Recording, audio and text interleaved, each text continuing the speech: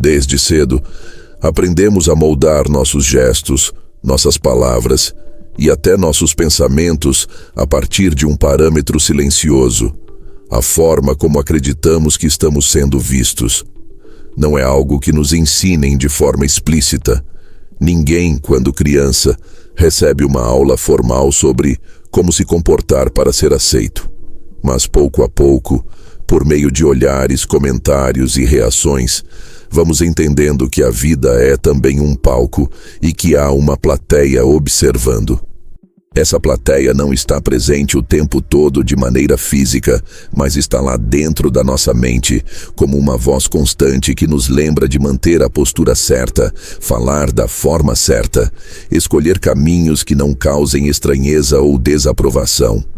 E essa influência, que à primeira vista parece apenas um ajuste natural de convivência, se transforma com o tempo em uma força limitadora capaz de moldar não apenas nossas ações, mas a própria forma como enxergamos a nós mesmos.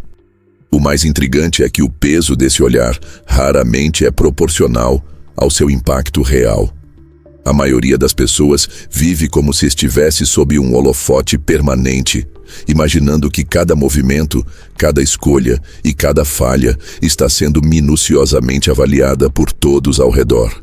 Mas a verdade, se tivermos coragem de encará-la, é que cada um está muito mais ocupado com a própria vida do que observando a sua.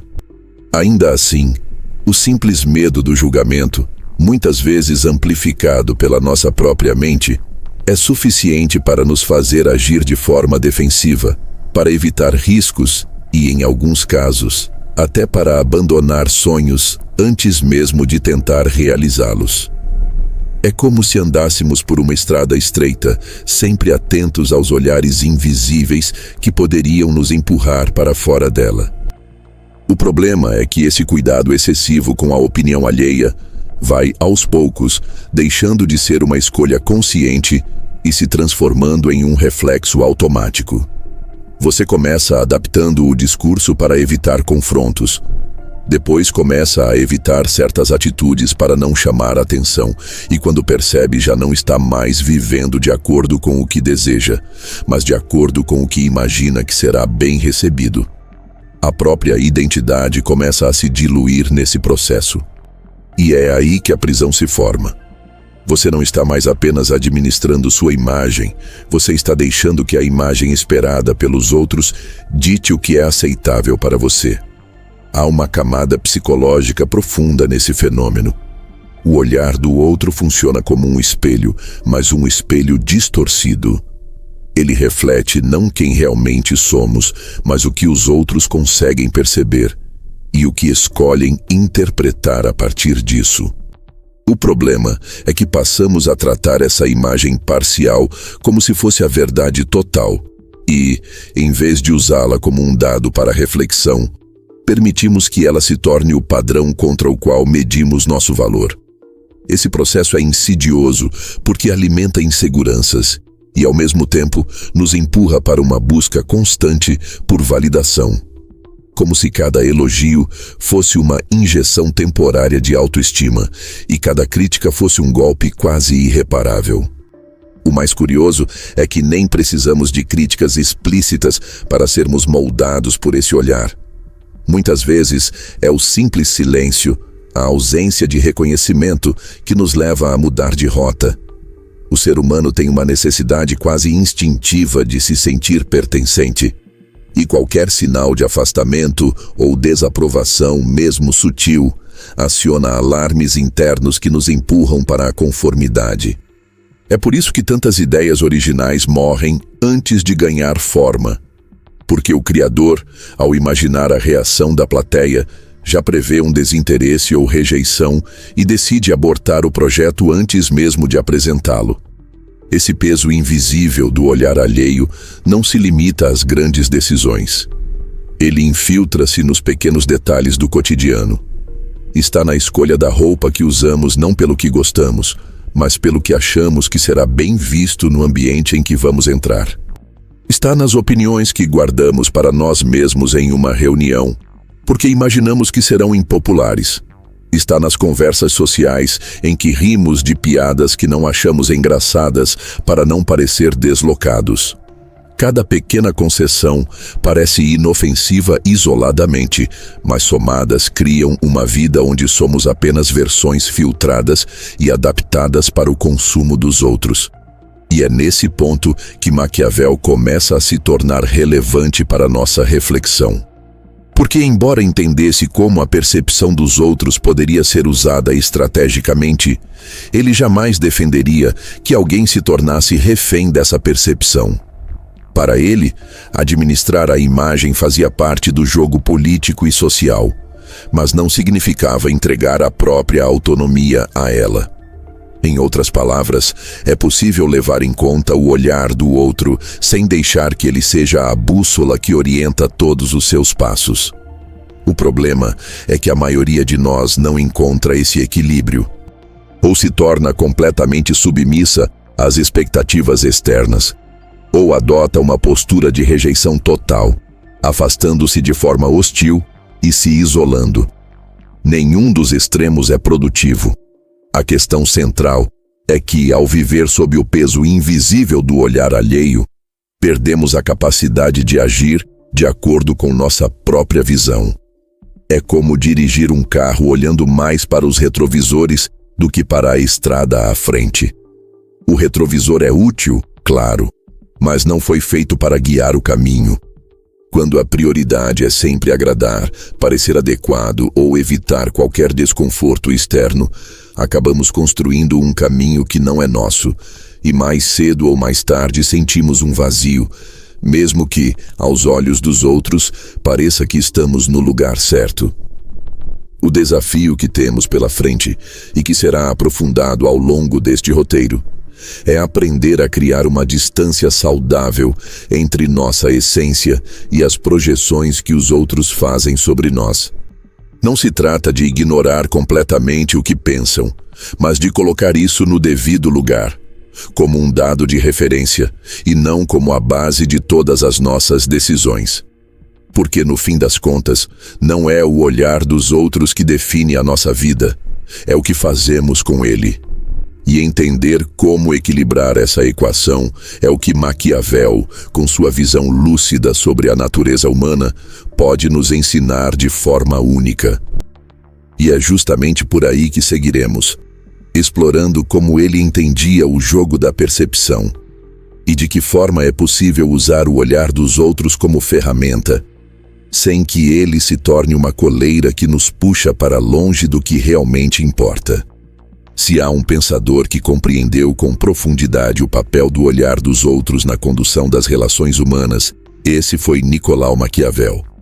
Ao contrário do estereótipo popular, que o reduz a um defensor de manipulações frias e imorais, Maquiavel era, acima de tudo, um observador agudo da natureza humana e das forças que moldam o poder e a influência. Ele não inventou o jogo da percepção, apenas o descreveu com uma clareza que incomodou muitos, pois ao fazer isso arrancou o verniz moral das interações humanas e expôs o funcionamento real por trás das aparências. Entender sua visão é fundamental para compreender como podemos nos libertar do peso do olhar alheio sem perder nossa capacidade de navegar socialmente. Maquiavel sabia que a imagem projetada por uma pessoa era, muitas vezes, mais determinante para seu destino do que suas intenções ou sua essência real. Ele não negava a importância da virtude ou do caráter, mas reconhecia que o mundo reage ao que vê, e não ao que está oculto. Nesse sentido, administrar a percepção dos outros era, para ele, uma habilidade estratégica, quase uma forma de defesa. Não se tratava de viver para agradar ou ser aceito, mas de entender que a leitura que o outro faz de você pode abrir ou fechar portas, facilitar ou dificultar movimentos, criar alianças ou despertar hostilidade. Em resumo, não é possível ignorar completamente o olhar dos outros, mas também é suicídio estratégico deixar que ele se torne o centro de todas as suas ações. Esse equilíbrio é sutil e, por isso mesmo, tão difícil de alcançar. Maquiavel compreendia que, em certas situações, é preciso encenar, adotar posturas calculadas e projetar imagens específicas para atingir objetivos maiores. Mas essa encenação, em sua visão, não era para satisfazer expectativas alheias, e sim para servir a um propósito próprio, previamente definido. Há uma diferença brutal entre moldar a própria apresentação ao mundo de forma estratégica e moldá-la de forma reativa. A primeira é ação. A segunda é submissão. A ação nasce de um plano e escolhe conscientemente quais impressões deseja criar. A submissão é apenas resposta ao que se espera, como uma folha ao vento que se move conforme as correntes externas. O jogo da percepção, na visão maquiavélica, não se vence tentando agradar a todos. Pelo contrário, ele via com clareza que tentar agradar a todos é uma receita para perder respeito e relevância.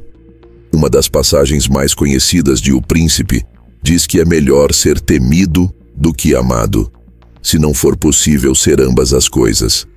Essa frase, frequentemente mal interpretada, não é um convite à tirania, mas um lembrete de que, em um mundo de interesses conflitantes, buscar apenas ser amado enfraquece a posição de quem lidera. Para Maquiavel, não se trata de escolher um extremo fixo, mas de entender qual percepção é mais funcional para cada contexto. Em certos momentos, a imagem de firmeza e severidade pode proteger mais do que a imagem de doçura e acessibilidade. Em outros, a proximidade e o carisma podem ser ferramentas mais eficazes.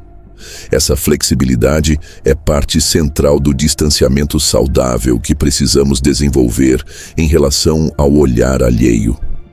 Se não aprendemos a nos ver como jogadores ativos no campo da percepção, acabamos reagindo a cada comentário, cada crítica e cada elogio como se fossem verdades absolutas sobre quem somos. E, pior, passamos a ajustar nossa conduta de maneira impulsiva, buscando corrigir qualquer impressão negativa, mesmo quando essa correção nos afasta de nossos objetivos reais. Maquiavel nos mostra que, para manter a autonomia, é preciso enxergar as reações dos outros como dados de um tabuleiro, não como sentenças sobre nossa identidade. O que diferencia o estrategista maquiavélico do refém do olhar alheio é a consciência do próprio papel nesse jogo. O estrategista sabe que está sendo observado e que sua imagem será interpretada, distorcida e comentada. Mas ele não vive para tentar controlar todas essas interpretações. Ele seleciona quais quer influenciar e deixa que o resto se desenrole sem intervenção. Isso requer autoconfiança e clareza de prioridades. Sem essas duas coisas, qualquer crítica vira uma ameaça e qualquer elogio vira uma muleta. Com elas, a crítica pode ser aproveitada como sinal de ajustes táticos e o elogio como reforço de uma estratégia que já estava em curso e não como a razão para mantê-la. Outro aspecto fascinante do pensamento de Maquiavel é sua franqueza ao admitir que nem sempre a verdade pura é a melhor forma de construir uma percepção favorável. Isso não significa mentir indiscriminadamente, mas compreender que a forma como comunicamos nossas intenções é tão importante quanto as intenções em si. Em um mundo onde a maior parte das pessoas julga pelo que vê na superfície, saber apresentar uma narrativa convincente sobre quem você é e o que está fazendo pode ser a diferença entre avançar e ficar estagnado. O telespectador da própria vida, que vive preso ao medo do julgamento, tende a evitar qualquer forma de exposição, justamente porque teme ser mal interpretado. O maquiavélico, por outro lado, entende que a interpretação é inevitável e, portanto, prefere guiá-la sempre que possível. O jogo da percepção também tem outra camada que Maquiavel conhecia bem: a capacidade de usar o tempo a seu favor. Ele sabia que certas impressões não precisam ser corrigidas imediatamente e que, muitas vezes, é mais inteligente deixar que o tempo filtre as reações e revele quem realmente está prestando atenção. Isso é especialmente útil quando estamos diante de críticas injustas ou interpretações equivocadas. A reação apressada para limpar a própria imagem frequentemente dá mais destaque à acusação do que a deixaria ter sozinha. O estrategista entende que o silêncio e a consistência nas ações podem ser respostas mais eficazes do que qualquer defesa verbal. O que podemos extrair de tudo isso é que Maquiavel não nos convida a viver indiferentes ao olhar dos outros, mas a nos posicionar como arquitetos dessa relação. Isso significa escolher de forma deliberada quando usar a percepção alheia como ferramenta e quando se distanciar dela para preservar nossa autonomia. É a diferença entre um ator que conhece seu papel e escolhe como representá-lo, e um improvisador nervoso que muda sua fala a cada reação da plateia. O primeiro tem um roteiro claro e ajusta detalhes conforme a resposta do público. O segundo se perde tentando agradar todo mundo e acaba não agradando a ninguém, nem a si mesmo.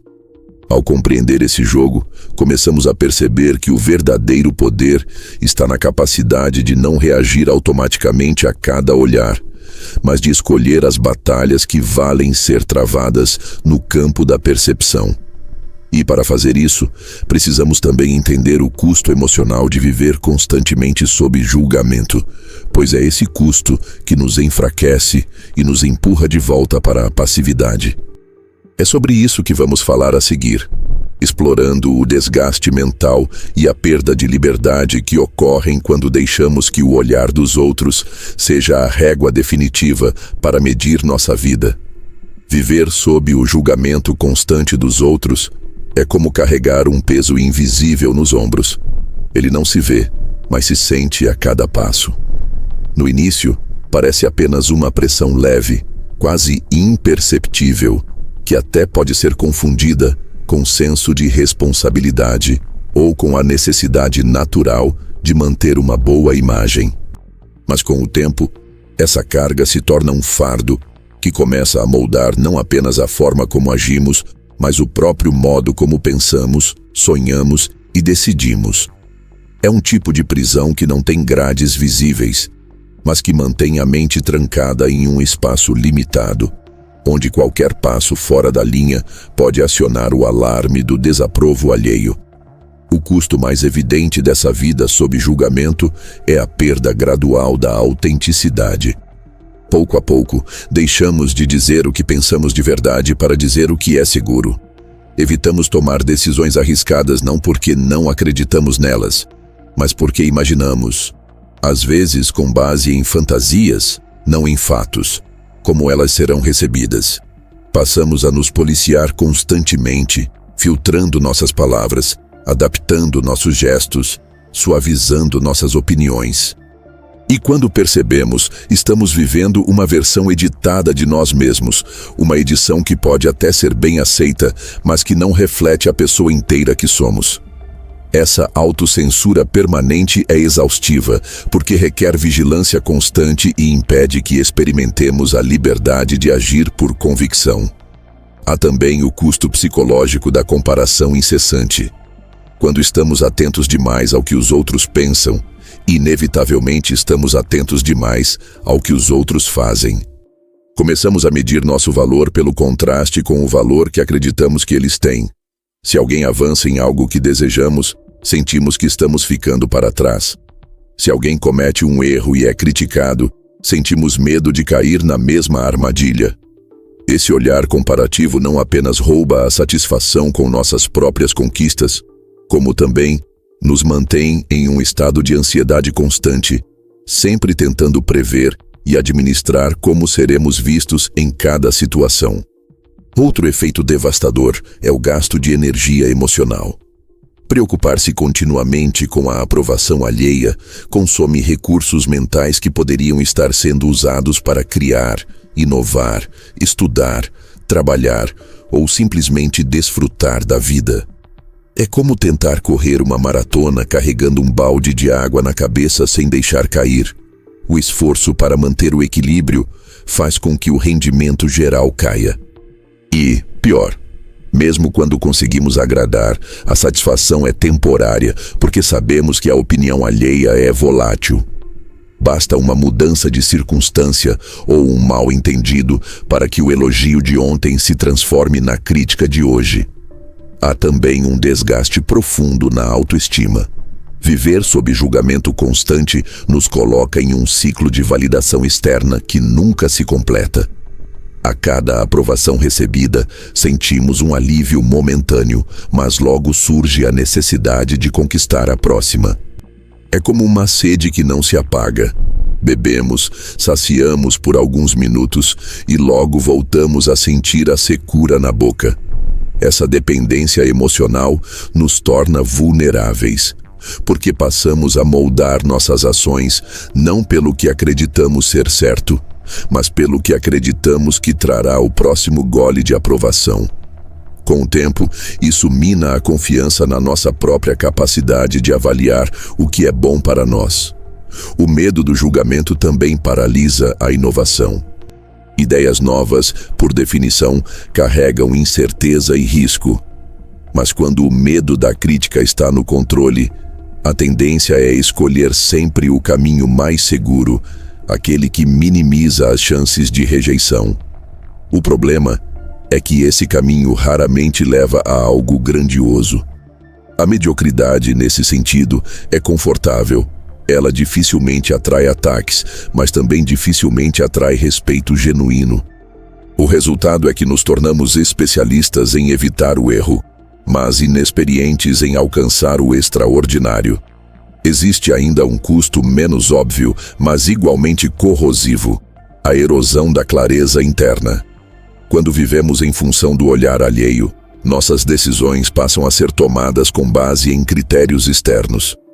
Isso cria uma confusão sobre o que realmente queremos e o que apenas acreditamos querer, porque é socialmente valorizado. Com o tempo, é possível que nem mesmo saibamos responder, com sinceridade, o que nos faria felizes. Perdemos a bússola interna, e sem ela, qualquer caminho pode parecer certo, desde que os aplausos estejam presentes. Mas, no silêncio da nossa consciência, sentimos o vazio de não estarmos vivendo uma vida verdadeiramente nossa. O mais perigoso desse estado é que ele pode parecer, para quem está de fora, uma vida bem-sucedida. O julgamento social costuma premiar quem se mantém dentro das expectativas, e isso significa que podemos acumular sinais de sucesso, estabilidade, reconhecimento, boa reputação, sem perceber que por dentro estamos vivendo uma existência restrita e artificial.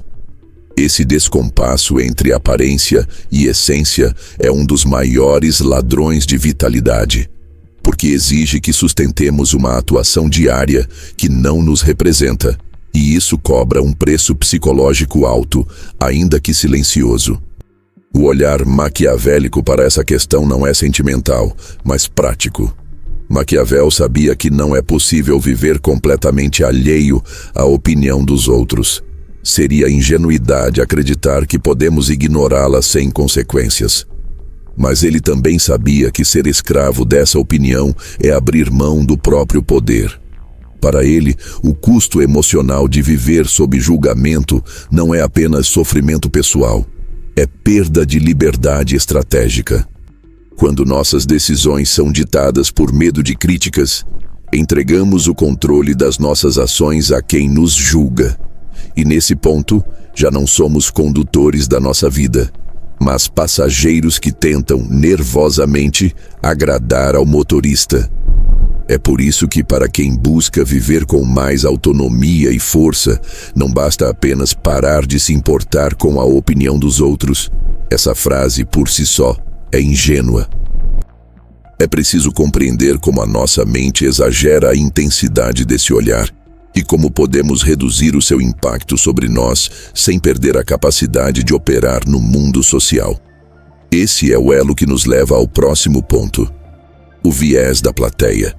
O mecanismo mental que nos faz acreditar que estamos sempre sob holofotes e que cada erro nosso é maior do que realmente é. Ao entender como esse viés funciona, abrimos espaço para criar a distância psicológica que Maquiavel considerava essencial para agir com liberdade, sem perder influência. Existe um fenômeno psicológico curioso e implacável. Quando estamos no centro de uma situação, temos a impressão de que cada detalhe das nossas ações está sendo observado, analisado e comentado por todos ao redor. É como se houvesse um holofote sobre nós, ampliando nossos erros e inseguranças para que ninguém pudesse deixar de vê-los. Esse fenômeno, conhecido entre psicólogos como efeito holofote, é a tendência natural de superestimarmos o quanto as outras pessoas estão prestando atenção em nós. E ele é um dos grandes alimentadores do medo de julgamento e da paralisia diante do olhar alheio. Porque, ao acreditar que estamos sempre sob análise, agimos como se qualquer passo em falso fosse capaz de arruinar nossa reputação ou invalidar tudo que já fizemos de bom. Na prática, esse viés cria distorções graves na nossa percepção da realidade. Imagine que, durante uma apresentação, você esquece uma palavra ou troca uma frase. Imediatamente na sua cabeça, essa falha se torna gigantesca, como se fosse a única coisa que todos irão lembrar. Você sai do palco revivendo aquele momento em loop, analisando cada segundo, como se ele fosse definidor da sua imagem. Mas, na realidade, a maioria das pessoas ou não percebeu o erro ou o esqueceu em poucos minutos, ocupada demais com as próprias preocupações. A diferença é que, para você, aquilo foi vivido com intensidade e por isso parece que teve um impacto proporcional no mundo externo. O problema é que, quando repetimos essa forma de pensar, começamos a tomar decisões para evitar qualquer possibilidade de exposição a pequenos erros. Evitamos falar em público para não gaguejar. Evitamos arriscar ideias para não sermos contestados. Evitamos testar algo novo para não sermos vistos tropeçando. E assim, vamos nos fechando em um território cada vez menor, onde nos sentimos seguros, mas onde também não há crescimento. O viés da plateia, nesse sentido, é um mecanismo de autoproteção que acaba funcionando como uma jaula, nos impede de sair e nos convence de que o mundo lá fora está cheio de olhares prontos para nos atacar. O mais interessante, e talvez mais libertador, é perceber que, de fato, a maioria das pessoas não está prestando tanta atenção assim. Cada um está envolvido com sua própria vida, seus próprios erros, seus próprios medos e inseguranças. O que para você parece ser um erro monumental, para os outros é apenas mais um detalhe irrelevante na avalanche de informações que recebem todos os dias. É claro que, em alguns contextos, certas falhas podem ganhar destaque, especialmente se houver pessoas interessadas em usá-las contra você. Mas, mesmo nesses casos, o exagero da percepção interna geralmente é muito maior do que a proporção real que o evento terá na memória coletiva.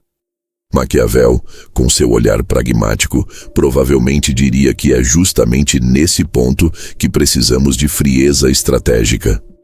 Ele entenderia que a percepção do público é moldável e que pequenos erros podem ser absorvidos ou até esquecidos quando contrapostos a um histórico consistente de acertos e presença firme.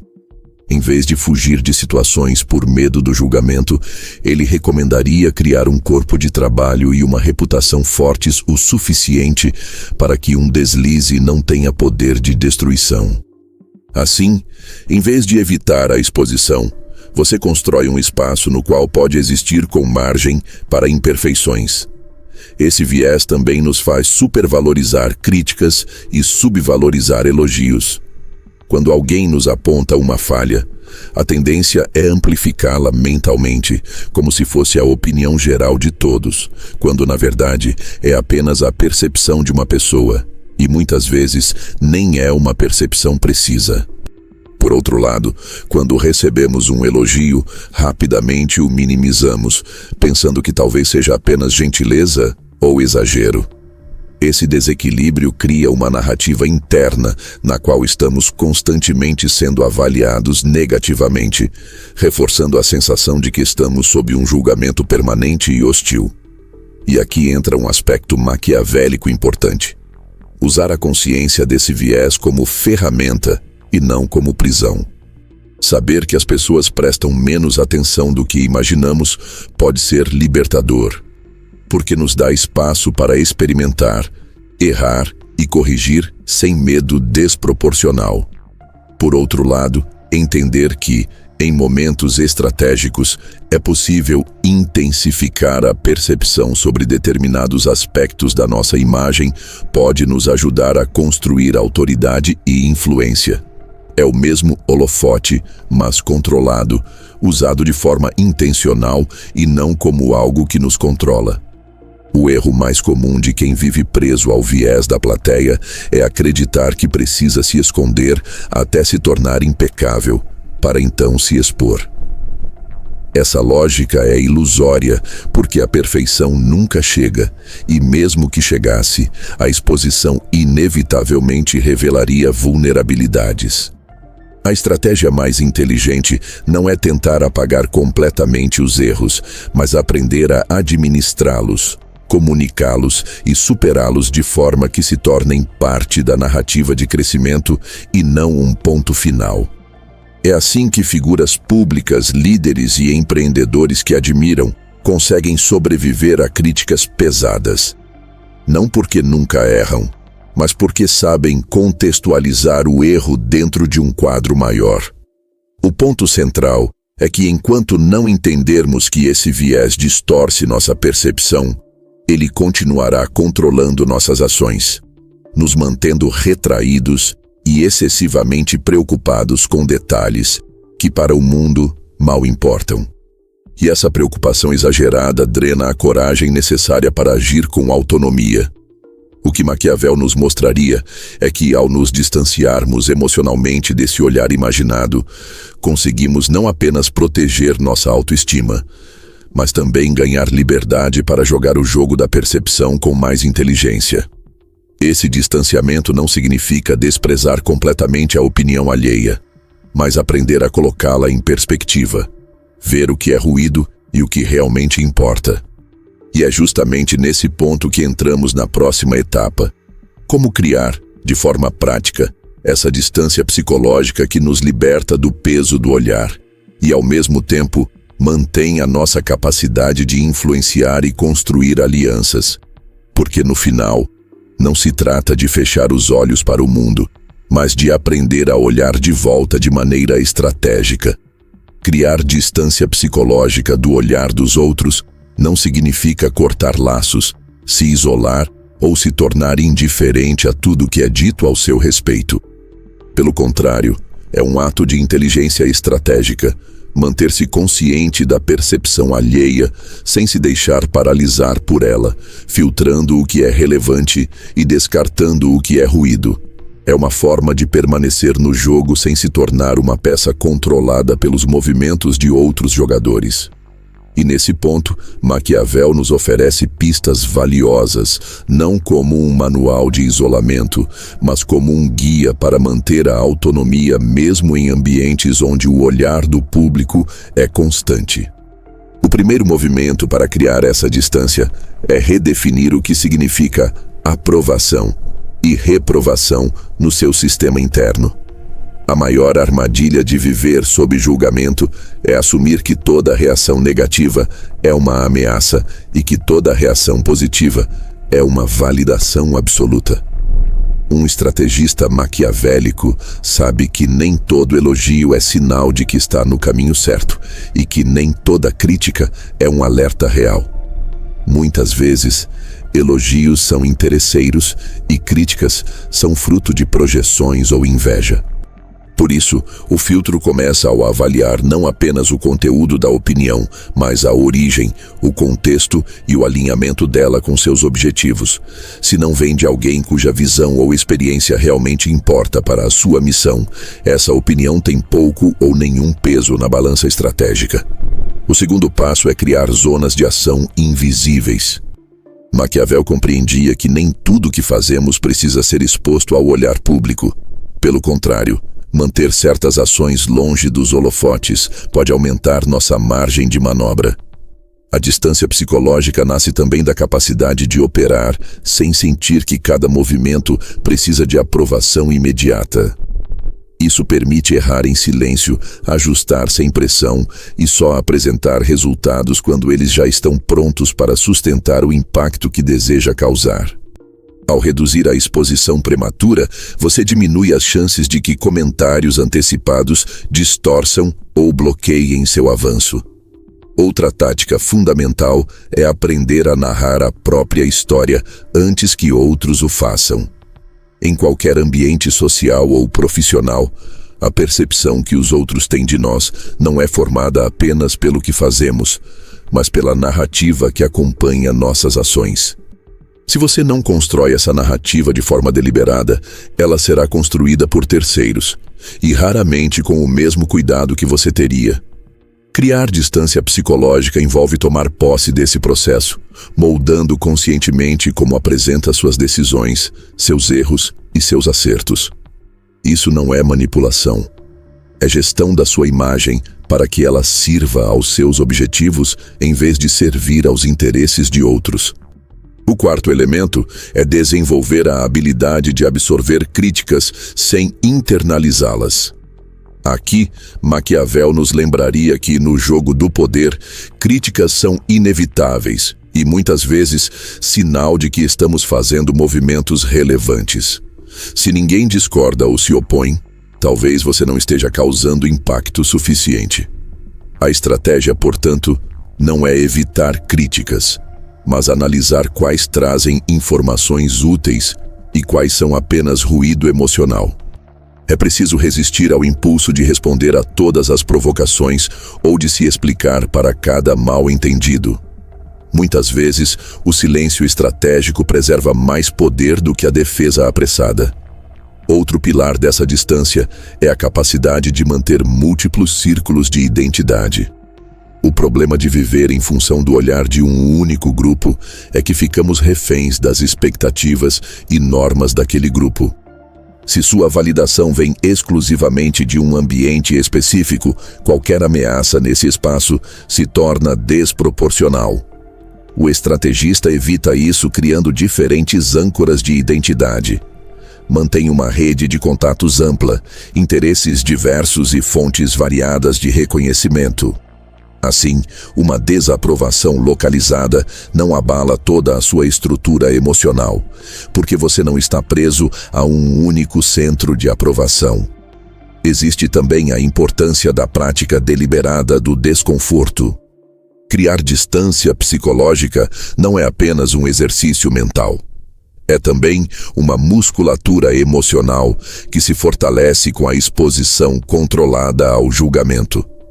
Isso significa se colocar de forma consciente em situações onde sabe que será observado, testado ou até criticado para que o peso desse olhar vá diminuindo com o tempo. É como treinar resistência física.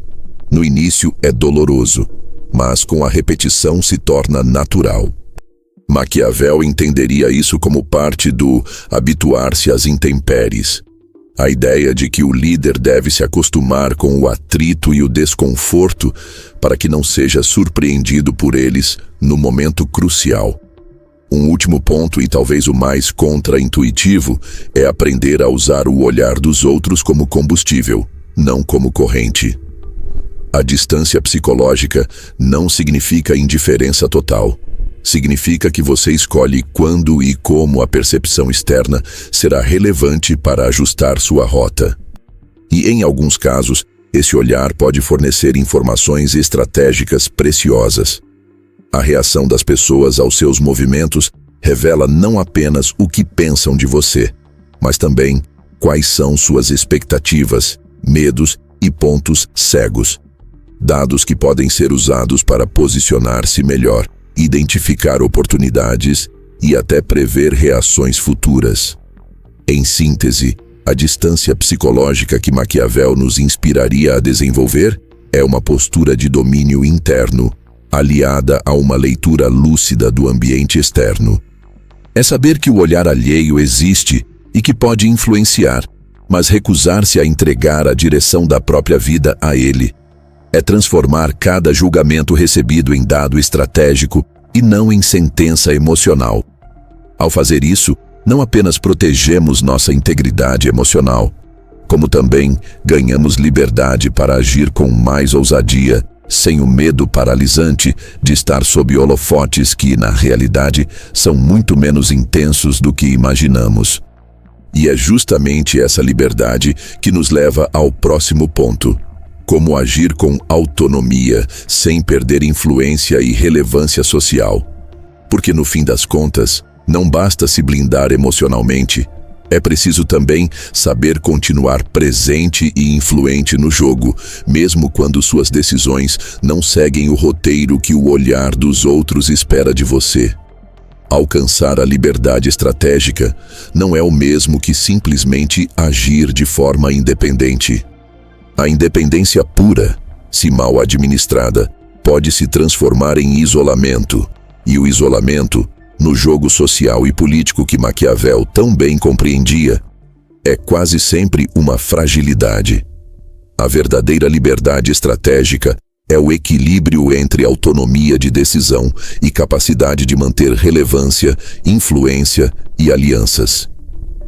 É a habilidade de fazer escolhas próprias, sem cortar as pontes que conectam você ao poder, aos recursos e às oportunidades. É um ato de sutileza, mover-se de acordo com seus objetivos internos, sem que cada passo pareça uma afronta aos interesses ou expectativas alheias, a menos, é claro, que isso seja parte calculada da sua estratégia. A primeira chave para essa liberdade é separar com clareza o que é essencialmente seu do que é socialmente negociável. O problema de muitas pessoas que buscam autonomia é que confundem resistência com autenticidade. Acham que, para se manterem fiéis a si mesmas, precisam confrontar e desafiar tudo que não concordam.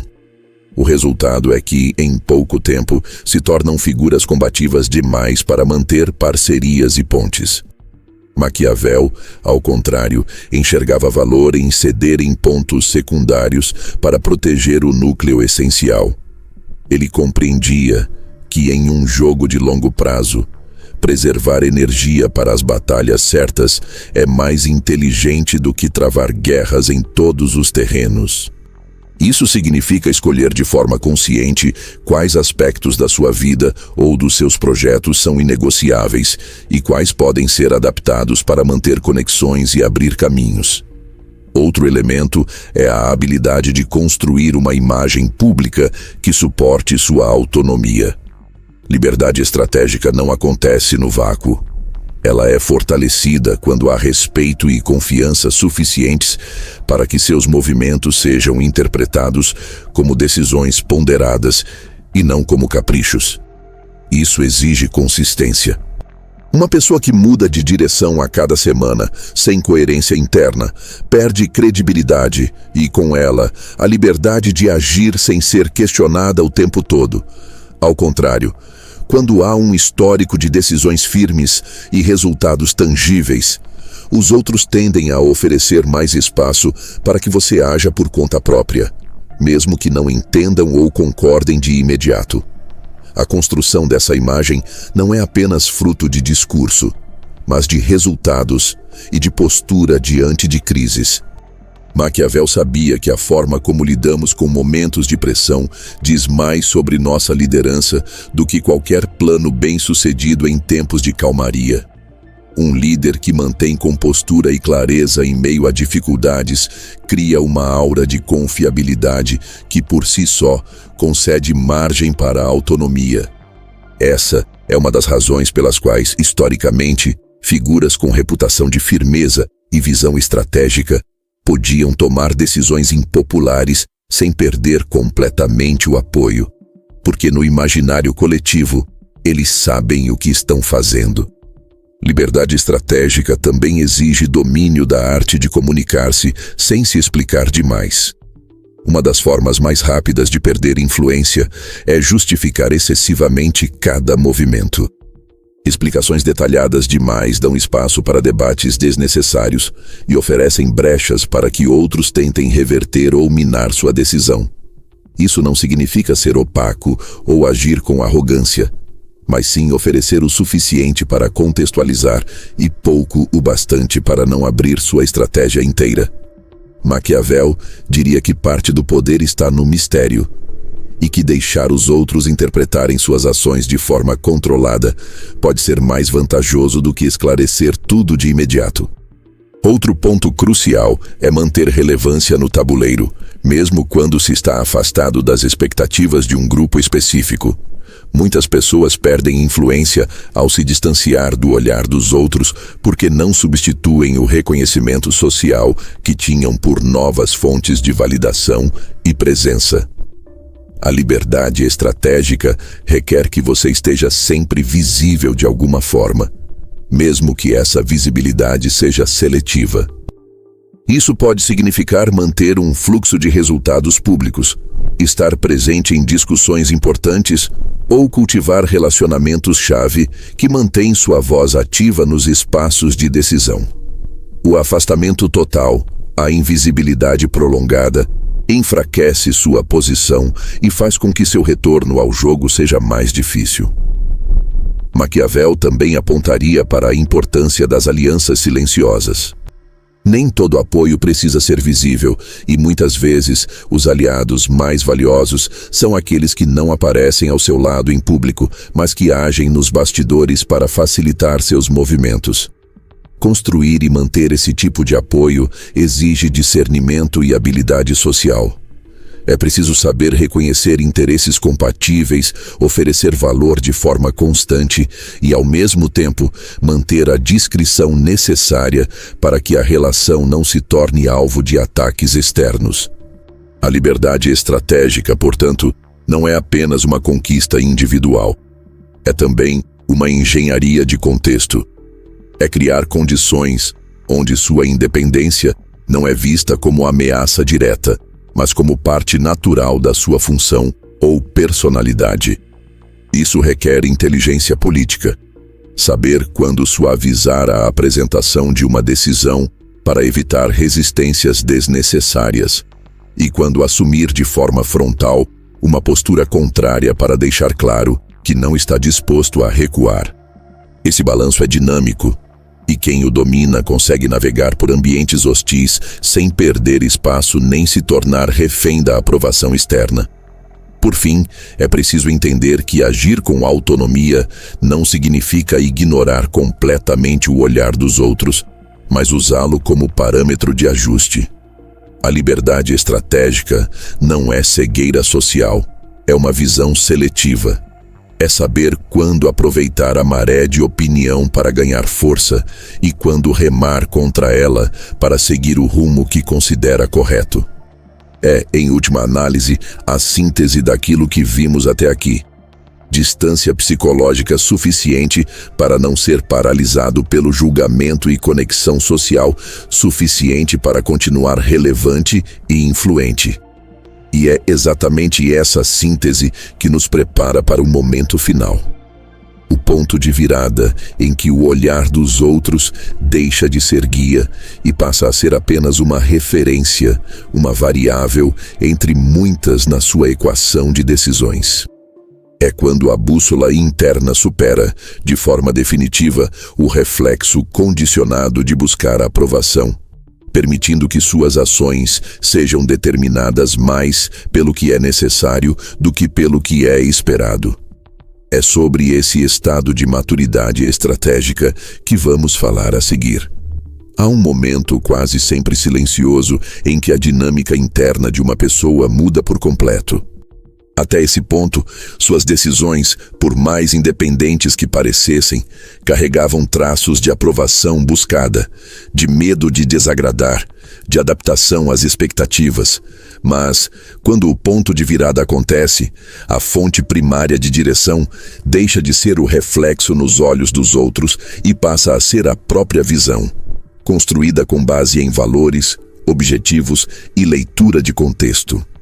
É um instante de maturidade estratégica no qual o olhar alheio não desaparece, porque seria ingênuo ou até imprudente ignorá-lo, mas se desloca para uma posição secundária.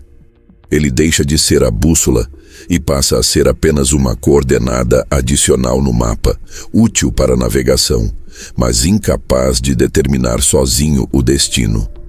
Esse ponto de virada não é um ato único de coragem, como muitos imaginam.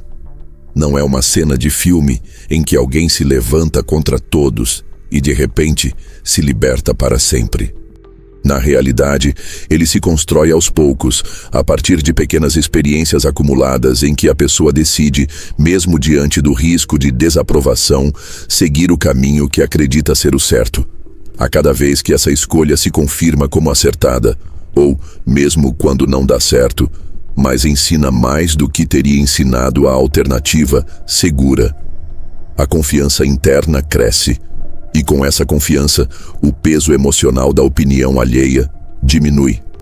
O curioso é que, para quem está de fora, essa mudança muitas vezes não é visível imediatamente. O indivíduo continua interagindo, ouvindo, considerando pontos de vista. A diferença é interna. Ele já não se sente compelido a ajustar seu rumo apenas para alinhar-se com expectativas externas. Quando decide mudar algo, é porque avaliou e achou que fazia sentido, não porque sentiu a pressão invisível de ter que se encaixar. E isso altera profundamente o relacionamento com o próprio erro. Se antes errar sob o olhar dos outros era quase uma condenação, agora passa a ser parte aceitável do processo, porque a validação não depende mais de parecer infalível. Maquiavel compreenderia esse ponto de virada como uma conquista rara, porque ela une duas qualidades que, isoladas, são comuns, mas juntas são extraordinárias: independência de pensamento e habilidade de jogar o jogo social. Muitos têm independência, mas não conseguem manter influência, isolando-se em uma bolha onde só eles acreditam na própria visão. Outros mantêm influência, mas sacrificam constantemente a própria autonomia para agradar e se manter dentro do círculo. O ponto de virada é justamente o estado onde se consegue preservar ambos, e isso exige tanto disciplina emocional quanto leitura estratégica constante. Outro aspecto desse estágio é a relação diferente com o tempo. Quem vive sob o domínio do olhar dos outros tende a reagir rápido demais às opiniões alheias, tentando corrigir percepções, apagar mal-entendidos, conquistar de volta um respeito que acredita estar em risco. Quem atinge o ponto de virada, por outro lado, entende que algumas impressões não precisam ser corrigidas imediatamente e que, às vezes, o silêncio e a consistência no médio prazo reconstroem reputações de forma mais sólida do que qualquer justificativa apressada. Essa paciência é fruto de segurança interna, a certeza de que não é um comentário ou uma desaprovação pontual que define a trajetória. Há também uma mudança na forma de interpretar o elogio. Antes, ele era alimento essencial. Agora, é apenas um indicador, agradável, mas não determinante. E essa mudança é libertadora, porque impede que você se torne dependente do aplauso. Você pode receber elogios e críticas no mesmo dia e ainda assim seguir o mesmo plano, porque não está mais condicionado a buscar reforço positivo constante. Isso reduz as oscilações emocionais e dá mais estabilidade à execução de qualquer estratégia. Mas é importante entender que esse ponto de virada não é um destino final. Ele precisa ser mantido, porque as pressões externas não desaparecem. Em diferentes momentos da vida, especialmente em transições importantes ou crises, a tentação de voltar a guiar-se pelo olhar alheio pode reaparecer. É por isso que a vigilância interna continua sendo necessária. Revisar constantemente se as decisões estão sendo tomadas a partir da visão própria ou se estão sendo distorcidas pelo desejo de aceitação. Maquiavel diria que manter essa autonomia é uma forma de proteger o próprio poder. porque um poder que depende demais do humor da plateia é sempre instável. No fundo, esse estágio não é sobre se tornar imune à influência dos outros, mas sobre reposicionar essa influência dentro de um quadro mais amplo, onde ela é apenas um dos elementos a serem considerados, e não o centro. É a transição de viver como um ator que improvisa conforme o público reage para se tornar o autor que já conhece o enredo e apenas ajusta detalhes conforme percebe a plateia. É a diferença entre estar à mercê das marés e saber navegar usando as correntes a favor, sem deixar que elas decidam para onde você vai. E quando se atinge essa maturidade estratégica, algo curioso acontece. A liberdade que antes parecia exigir resistência constante passa a ser exercida com naturalidade. Você não precisa lutar contra cada olhar para manter seu rumo, porque já não se sente ameaçado por eles. O olhar dos outros continua existindo, mas perdeu o poder de determinar a sua direção. E é nesse momento que se abre o espaço para o próximo nível. Aquele em que, em vez de apenas se proteger do julgamento, você começa a moldar proativamente o ambiente, influenciando as percepções de forma consciente para abrir novos caminhos. Mas essa já é outra conversa, para um outro roteiro, porque significa sair do campo defensivo para entrar no campo ofensivo da estratégia maquiavélica aplicada à vida.